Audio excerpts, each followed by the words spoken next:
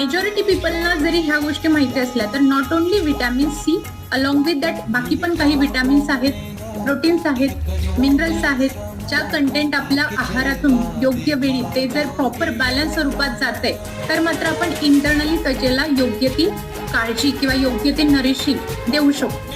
मग कोणकोणते आहेत व्हिटॅमिन्स? व्हिटॅमिन सी फक्त नाहीये तर त्याच्यासोबत ए आहे, vitamin A also important. DE पण इम्पॉर्टंट आहे. अँटीऑक्सिडंट जे आहेत ते महत्वाचे आहेतच आहेत. त्यासोबत जर बघितलं तर व्हिटॅमिन बीचा जो एंटायर ग्रुप आहे आणि त्यातल्या त्यात B2, B3, B6 ही कॅटेगरी महत्वाची आहे.